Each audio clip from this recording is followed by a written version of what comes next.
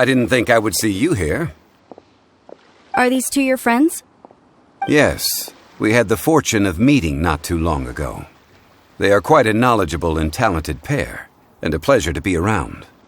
Traveler, we were just discussing the history of Rex Lapis. Would you like to listen? This, good sir, seems not to appreciate the almighty power of the Lord of Geo. As a professional archaeologist, I'm inclined to correct some of his erroneous views. We are discussing the whereabouts of the first Mora. The first Mora? As everyone knows, the Lord of Geo taught the ancient people of Liyue the craft of smelting, creating goods that allowed them to develop trade with the early nations of that time. Today, Liyue holds the sole right to cast Mora in the entire continent of Teyvat. The world's very first Mora should have been cast by the hands of the Lord of Geo himself thousands of years ago. According to my research, as well as my own hypothesis, I believe that this coin of unique historical significance has been passed down secretly through the years as a kind of token. For example, perhaps the Qixing who control the Liyue use it in some kind of unknown ceremony they hold when they come to power. No. My research indicates that the first Mora coin is not such a simple thing. Mora is a catalyst. This we all know. Even today, Mora is used in the mystic arts for its curious properties of weapon enhancement. The world's first Mora would no doubt possess the strongest power. My next historical treatise will boldly expound on the newest findings from my intense decade-long research. That is, that the Lord of Geo used this original Mora as a catalyst to enhance a dagger and a sword. A dagger and a sword? Well, buy the book when it comes out to read the full story. For now, I will only reveal this. The one who finds the dagger shall become supreme in Liyue, and the one who finds the sword may be crowned Liyue's sovereign. I can't say I agree. Let us not speak of the authenticity of the dagger and sword first. But Mora and money came about simply because they are a convenient measure of a contract's value. Rex Lapis just meant for Mora to serve as a catalyst for people to exchange and trade. The world's first Mora is probably just an ordinary coin created by Rex Lapis. As for its fate, the same as all Mora, I suspect. It was simply spent somewhere. I think that Mr. Hanshua's hypothesis seems reasonable. Mr. Zhongli's argument, on the other hand, lacks any evidence. How can you so easily dismiss the Lord of Geo's profound foresight? No, I am not debating right or wrong. I am simply stating a fact. Enough! Do you think you understand the Lord of Geo more than me? I know but little about history, and I wouldn't dare to brag. But discussion is meaningless if everyone has the same opinion, no? Well then, answer me this. Long ago, when Liyue Harbor was being constructed, the Lord of Geo taught the people how to build houses. The model home he used to teach them was completely cast from Mora, correct? That is correct, indeed. Okay, then tell me. Why would the Lord of Geo do something so extravagant, if not because of the mystical power that Mora contains? There's a simple explanation, really. To the god of wealth and commerce, what material is easier to get than Mora? I mean, I am talking about Rex Lapis. Excuse me, sir. I have some questions about archaeology. Can we find somewhere quiet to chat? I mean, if it's okay with you. Oh, it's no problem at all. But may my friend accompany us? Perhaps they could be of some help. Of course. They can come if that's what pleases you, sir. Let's go. What I'm about to say is a bit disrespectful of the Lord of Geo and would draw a lot of angry looks. So it's best to discuss this somewhere quiet. Your argument just now exhibited acuteness of speech and thought. Most importantly, you don't fall for the boasting and acting of the others. You remain objective. So I have a question for you. Perhaps you will answer differently from other scholars. Do you think that all the gods that the Geo Archon killed were evil? Let's not analyze it in terms of good versus evil. Rex Lapis placed great importance on the integrity of contracts. So any gods he killed certainly must have broken some kind of contract. Right! The Lord of Geo wouldn't kill the innocent. But when I was doing some research, I learned about the legend of the god of salt. The god of salt, Havria, was a very kind god, but she encountered Morax one day in battle. Morax used a rather underhanded trick to assassinate her. What? No way! This bit of history is a long story. But you may not like the truth when you hear it. Don't worry, please tell me what you know. This event, I've already searched for answers for a long time. Quite so. I don't know where to begin. Over here, Mr. Zhongli. I've been looking for you. So you're over here all this time. Put down your weapon and stay back. Otherwise, Paimon's reporting you to the Millilith. First of all, I'm not holding a weapon. There's no need to overreact now. I'm simply an archaeological researcher from Snezhnaya. I'm not here for trouble. The Fatui say that every time. But this time, I registered with the Liyue Ministry of Civil Affairs. I could show you the official documentation if you want to see it. I will be conducting an archaeological survey here, the results of which will all be shared with the ministry. I heard that Wangsheng Funeral Parlor had a consultant named Zhang Li, with immense knowledge of ancient history and archaeology. So I paid Wangsheng Funeral Parlor a handsome amount to hire Zhang Li as my own consultant while I'm in town. So you mean to say that this is work for the Wangsheng Funeral Parlor, yes? Well, since it's work, I don't have a choice. A consultant of the Wangsheng Funeral Parlor must respect their duty. Of course you would be such a reasonable man. Well then, let's head out now, shall we? Wait, if you're studying archaeology, can I go too? I am also a scholar in this field, so I can help.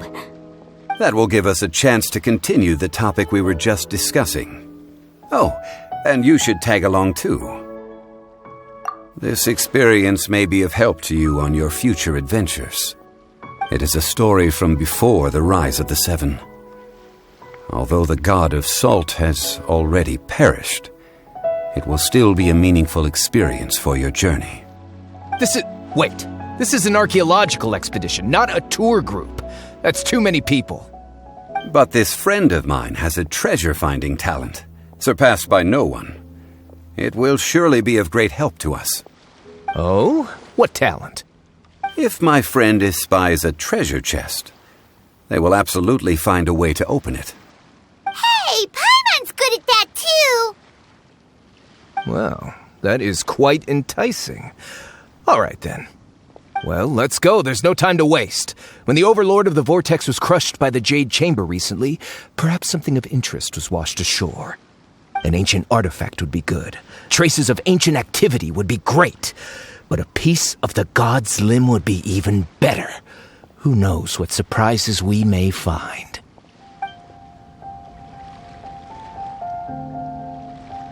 This place looks so ordinary. Can we really find anything valuable here? Huh? Paimon thinks it looks really grand.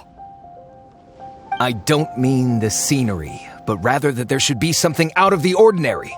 A big battle did just occur and all, and I don't even know where to begin looking here.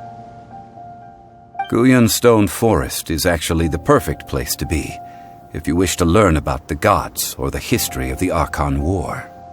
Legend has it that Rex Lapis threw spears made of large rock into the sea here, piercing and crushing the Overlord of the Vortex. After many years of wind erosion, those stone spears have turned into the unique rock formations we see now. These mountains were the Lord of Geo's weapons? What we see now is just the part of them that remains. The stone spears hurled by Rex Lapis all those years ago were much greater, both in number and in size. But due to the different angles they landed at, their large centers of mass, erosion by seawater, and years of gravity, many of them have been completely swallowed by the sea. So besides wind erosion, the initial collapsing of the stone spears also played a big part in the formation of Guyan Stone Forest. Well, a god able to fight one so powerful as Rex Lapis was certainly very strong in its own right. Indeed. This is where the value lies in research at Guyan Stone Forest. Most of the objects from that time were lost to the sea. But the gigantic waves created by the Overlord of the Vortex have given those sunken objects a chance to see the light of day again. So you're saying that if we look carefully, we'll be able to get very, very rich rich with archaeological knowledge and historical value, yes? That's all I seek in life. Well, since we brought so many people, I think it would be best to split up and look. Okay then. I will go with my friend here. Although I have a smattering of knowledge in various disciplines, when it comes to archaeology, I can't compete with the expert here. Huh? Me? What's the matter? This is your profession. Why are you so surprised? I get it. I'll escort him then. Okay. If we find anything valuable or rare, let's meet on the shore opposite from here. You call yourself a scholar of archaeology? You can't even recognize this or that. What are you good for? We all have our areas of expertise. I already tried very hard to explain. Oh, stop arguing! What in the world happened? This girl just keeps bragging about how she's an archaeologist, but she doesn't even know anything about the surrounding ruins. I even know more than her. She left me to rely solely on guessing, experience, to find anything valuable to take back. Ugh, what a waste of time. I've just been researching the God of Salt, so I'm not familiar with sea relics. Is that so strange? And you kept asking about how much Mora everything is worth. Can the value of relics only be measured in Mora? Isn't measuring their value in Mora the easiest way? This also matches the traditions of Liyue, does it not?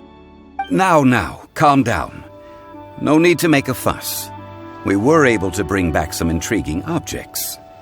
Let's have a look. Oh, what a shame. These objects were indeed washed ashore by the Overlord of the Vortex, but they have nothing to do with the god besides being in the vicinity at the time. The stone slab we found, however, has a mysterious pattern and faint aura of divine power. Perhaps it will be useful for research purposes. Quick, give it to me. At least we didn't come for nothing. The power of the gods, yes! This is good. Oh, but these other objects are certainly worth a little something, right? It should be enough to cover the cost of hiring you. It's all mine. So, it's only valuable for research if there are remnants of divine power on it? Not at all. My quest to uncover the history of the God of Salt is because history can tell us about culture and beliefs. But you're just trying to use archaeology to get rich.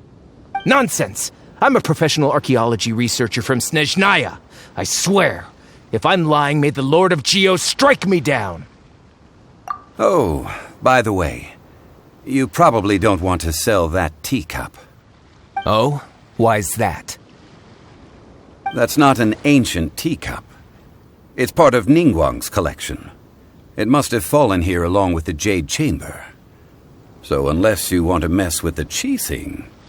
Ah, I see. What a shame. It was of such high quality, too. See? You do want to sell these objects! But, so what? Why can't I pursue wealth both intellectual and material? Don't be so simple-minded. All right, then. No need to stay here any longer. I'm rather quite intrigued by the God of Salt too, actually. Let's go to Salterai next. I heard that Salterai was once the home of the God of Salt's people. Therefore, there's sure to be loads of valuable relics nearby. According to legend, the people of the God of Salt, Havria, enjoyed prosperous lives under her protection. But this legend has been around for ages. With the countless scrap collectors and treasure hoarders in the area, there probably aren't many valuable things left here. Oh, good. That's just great. If I knew it was picked this clean before, I wouldn't have come. About that, I know there's a ruin deep in this cave here. It's related to the God of Salt, which is actually how the area originally got its name of Salterai. However, the ruin entrance has been sealed by a mysterious power. Nobody has been able to break the seal. I found a mechanism that seemed to be related to the seal, but when I undid the mechanism, the seal wasn't affected at all. So at the moment, the seal's origin and how to break it are very important topics in my research on the God of Salt. I don't know, there's no concrete evidence, but I'm pretty sure the seal is meant to hide some kind of long-forgotten truth. The God of Salt was a benevolent god, adored by the people, not to mention powerful. She wouldn't have any kind of shameful secrets to hide. So, the one who wants to hide some truth is very possibly her killer, Morax. This doesn't sound like something the Lord of Geo would do, though. Who cares about all that? It sounds like countless treasures of the God of Salt lie within this ruin, just waiting for someone to find them, right? You weren't listening at all, were you? Even if there's a mountain of treasures inside, nobody can get in if the seal isn't broken. Ah, but we have the illustrious Mr. Zhongli with us. He looks like he knows just about everything. A little seal shouldn't be any trouble for him. This seal seems to be quite ancient. Even Mr. Zhongli may not know all of its secrets. I may know something about it. What? Over the years, I've heard various rumors with bits of knowledge about seals. Although their references seem rather disorderly, they do in fact contain the secret to breaking seals. Let's go take a look at the mechanism Miss Wanyan just mentioned. Okay, since Mr. Zhongli says so, follow me then. This place seems familiar. Huh, I remember. I think there's some elemental monuments here. So you're saying they're related to all this? When I investigated the seal last time, I had someone with a vision accompany me. But when we lit up all the elemental monuments, nothing happened. That's because you don't just need to activate them at the same time, but in a certain order as well. Otherwise, the seal will not be broken. The secret to this puzzle is hidden in the legends about the Archon War. Tianheng in the south, Yaoguang in the east, Jueyun in the west, Qingce in the north. All desolate and devoid of life. Liyue is vast, yet even one haven is hard to find. To the north, to the east. Do the people of Liyue always talk in riddles? I think I've heard this saying before. Certainly you have. And the contents of this saying are also related to the God of Salt. To provide a haven for her people, whose lives had been ravaged by the Archon War, this benevolent god searched all across Liyue. At that time, with the chaotic fires of war engulfing the land, even one sliver of peace was a luxury. And that haven she eventually found is right here. Today, it is known as Salterai. How sad then. In the end, this peaceful place was destroyed by Morax. Okay, enough with these ancient stories. Now that we have the clue, hurry up and break the seal. Whatever happened doesn't matter as long as we can get inside that ruin. Tianheng in the south, Yaoguang in the east, Jueyun in the west, Qingce in the north. With this clue, you should be able to solve the puzzle.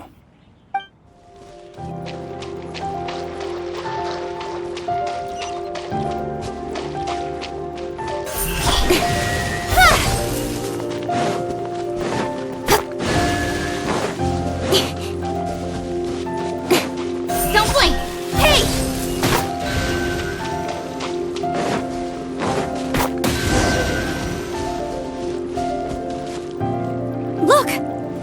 spell really was broken! Mr. Zhongli is indeed quite remarkable. It was nothing. Before entering the ruin, I have a proposal that will help us prevent the kind of senseless arguing between you two that we saw at Guyenstone Forest. Okay. What is it? I propose you two agree upon a contract, stipulating that we alternate who gets claim to each treasure we encounter, with only one object permitted per claim. To show my sincerity, I won't be taking any treasure. This will just be between you all. Hey! Don't pass an opportunity like this up so easily! I don't agree. I mean, you want me to split the treasure with this amateur archaeologist? No, absolutely not. I don't agree either. He will only defile the precious relics left behind by the god of salt. I can't accept this. Well then, if the contract is not agreed upon, I will no longer serve as your consultant on this expedition. You will have to rely on your own experience to find whatever treasures are hidden in this ruin, as well as traps. You have the audacity to demand this. Okay then. Even half of the treasure in the long-sealed ruin of the God of Salt should be enough to make a fortune. If you want me to agree upon this contract, so be it. I just have one request, Mr. Zhongli. If we discover the truth behind the God of Salt, you must judge it fairly, even if the truth harms Morax's image. I can accept this arrangement. Well then, let's go. Look at this! It's filled halfway with salt. It just looks like a fancy salt holder. Seems like the God of Salt was a god lacking in treasures. According to my knowledge, it's no ordinary vessel. Although it is only half full, it is also forever half full. That is to say, it is bottomless. What? You're saying that even if I pour the salt out, the amount inside won't change? Exactly. Able to produce endless salt. The God of Salt is powerful indeed. Finally, after all that effort, I've found precious treasure. I claim this as mine. I just need to pour the endless salt into 1,000 or 10,000 bags. I can sell it and make a fortune. Hey, how can you use a relic of the God of Salt for such a shallow pursuit? If Mr. Clement wants this salt chalice, then the next object we find will belong to Miss Wanyan, according to the contract agreed upon. Of course, as we agreed. But how can anything be worth more than this rare find? Since we have a contract, it's no use for me to fight with him. Then let's move on, shall we? Just a simple ruler. It doesn't look to be worth anything. This, if I remember correctly, this is some kind of measuring tool. Indeed. But the God of Salt imbued it with another power. When you stick this ruler in the ground, the surrounding area will become covered in salt, much like a rising tide covers the earth. The deeper it is stuck in the ground, the more salt will appear. It is essentially a bumper harvest of salt. What? That's even better than the salt chalice!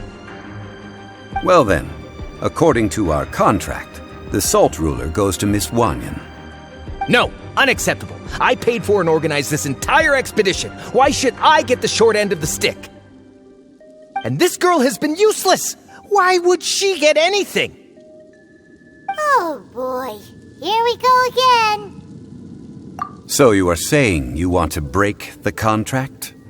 So what if I break it? Now that I've seen how the mechanisms in this ruin work, I no longer need you. Let's not forget who hired who here. Why should I let you make the rules? Because you agreed to a contract. Rex Lapis once said, "Ones who break their contracts shall suffer the wrath of the rock." That is one of your Liyue gods. I am from Snezhnaya. I will suffer the wrath of the rock. You may find it rather unpleasant. I shall confiscate your treasure as well. You are not worthy to continue any further into the ruin. Leave this place. Oh, darn you! Just you wait!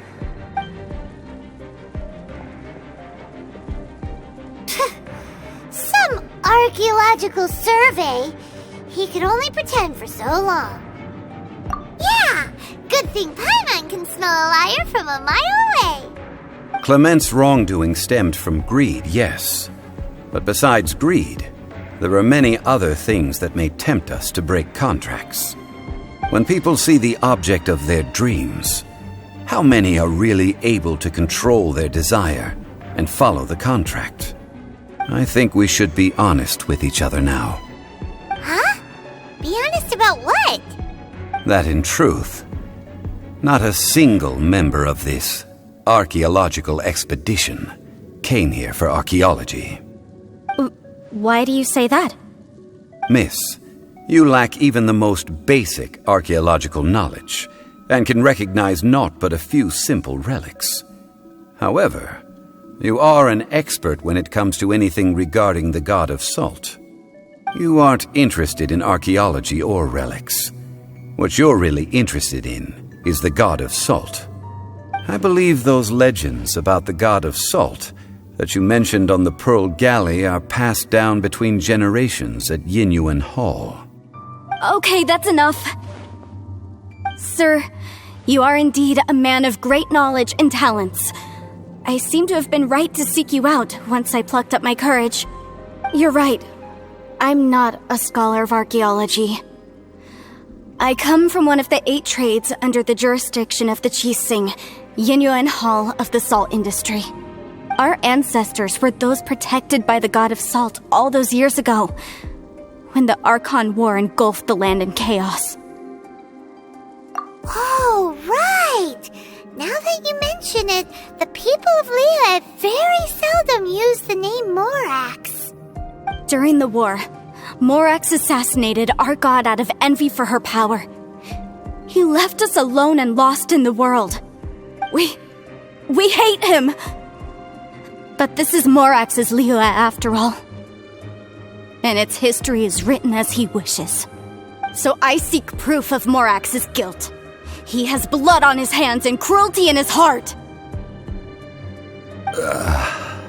We agreed to a contract that we will face the truth head on, didn't we, Mr. Zhongli? You must judge this history fairly. Naturally, of course. But I must add, Liyue is no longer Morax's Liyue. Come with me. All the answers you seek lie ahead. This is a sword? Aha! It's a broken sword! This is proof! This proves that the god of salt had to fight back against the evil Morax. But sadly, she was defeated. The power of this sword surely is much greater than that of the Salt Chalice and Salt Ruler. If we can repair the sword, then we can show the world the mighty power of the god of salt. It does look like something left behind after being defeated in battle. 2 pieces of a broken sword. From an archaeological perspective, these are 2 separate relics. According to the contract, you can only claim one. Why? We were alternating claims to treasure, true, but Clement is no longer here. Yes, but the only one object per claim clause still holds true. You cannot take 2 relics at the same time. This logic! Zhongli, she seems like a good person, and no one is fighting over the treasure. How about you let this one slide, huh? When there's a contract, nothing can be allowed to slide. If the contract is not followed, then it is broken. No! If I only take 1/2, then it can't be repaired, and the power of the god of salt cannot be restored. No matter what, I must be faithful to her. Even if it breaks the contract, I don't care. So you are already decided? Then there is a price to pay for breaking the contract. Zhongli! That is to say, You consign yourself to suffer the wrath of the rock. That's okay. The god of salt gave up her life to protect her people. My sacrifice is nothing compared to that. Punish me however you want. Just let me take this proof of my faith. No, you can't hit her! Perhaps that punishment would be easier for her. But, as punishment, I will tell you the truth. Huh? The truth? You mean the truth is my punishment? Yes. The truth that I am about to tell you shall be your price to pay for breaking the contract. I'm afraid to say that the god of salt, Havria, was not the powerful god you imagine her to be. Rather, she was a small and weak god who yielded to all other gods. When it came to war, she lost, never able to win a seat among the seven. What? During the Archon War, the gods of this world used all their strength and cunning to vie for control of Tevat.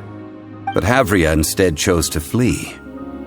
She thought that by giving up before a fight could start, she could save herself and her people from the war. However, during such a long war, there is no end to the advances of aggressors. After making countless concessions, Havria lost all of her lands, until only one small haven remained. No! It can't be so. In her last days, she had not even a single blade to defend her people with. Not even a single blade? Then, this sword... This sword is not a relic belonging to the god of salt, but is instead the murder weapon used to kill her. Murder weapon? No! That's not true! That can't be true!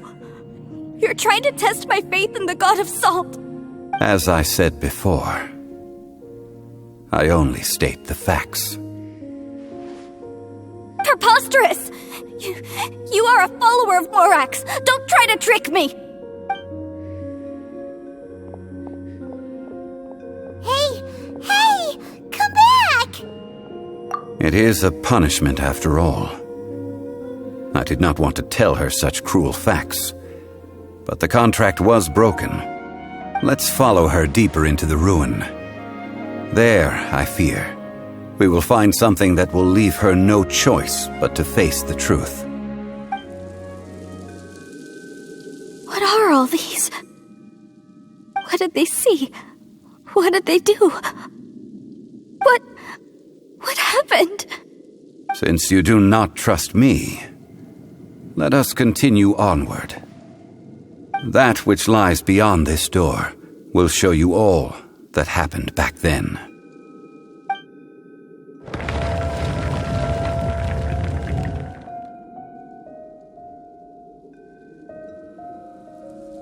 This is the scene of the crime. Havria's body dissipated, leaving nothing but these traces of salt. The story continues that some among her people realized at last that this gentle, kind, but weak god could never protect anyone in wartime. The Archon War was cruel in the extreme. Instead of consigning her to the agony of defeat, they thought perhaps it would be better to give her a quick release. But what about these statue thingies? No matter how weak the god, the power that flows forth when they are slain is beyond the strength of mortal coils to bear. Those who could not flee were thus transformed. Those of her people who were untouched by this disaster left for Liyue, where they sought refuge with Rex Lapis. Their descendants feared Havria's remnants and lived in terror that she had laid upon them an eternal curse. So they risked their lives to come here, to break the sword, and offer up obeisances in hopes that her anger might be appeased. But they need not have done so. For how could a god who had never once resisted, even till the end, nurse hatred for her people in her heart? Even if this is so, I can't! This must be a lie. A false history, all of it! Don't you dare try to shake my faith!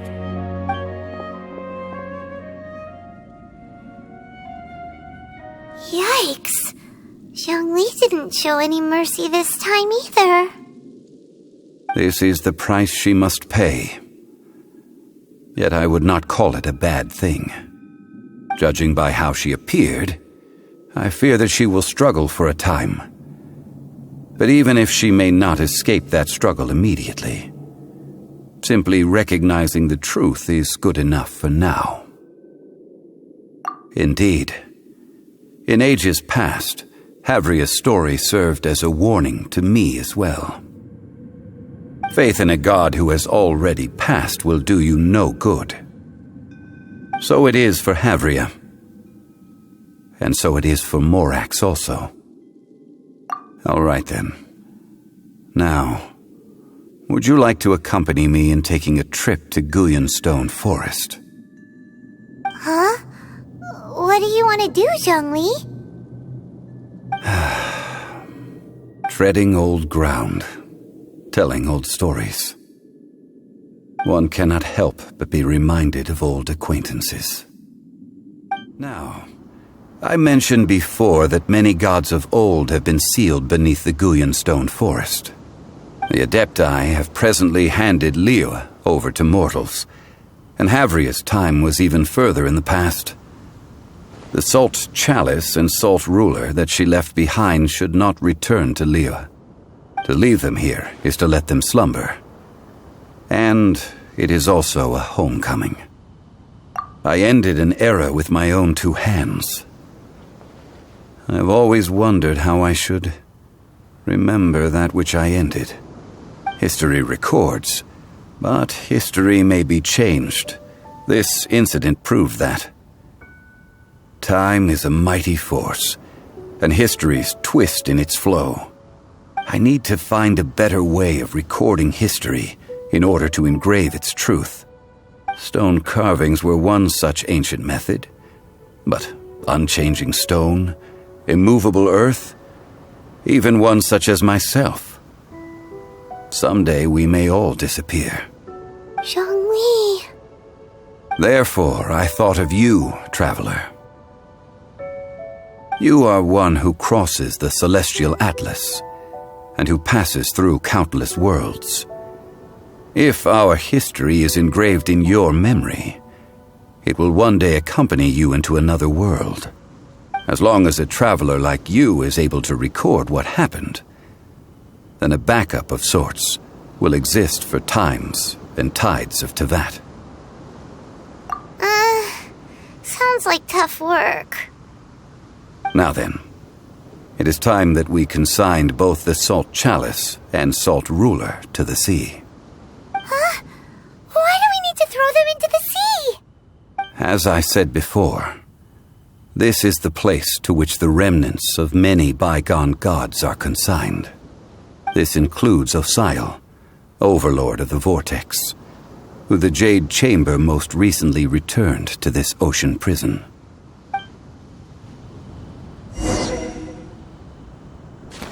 Thousands of years ago, the Adepti and I fought against the turmoil that plagued every corner of this land.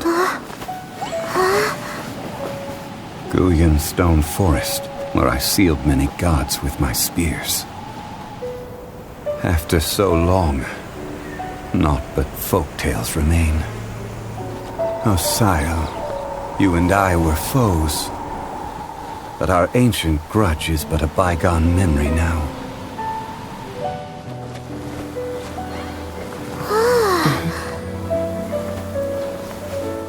May that which Havria has left behind be yours to subsume.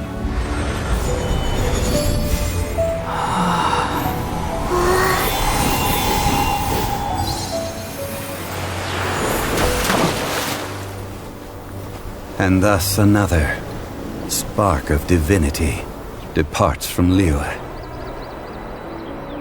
My legacy shall now be left to those who come after to debate.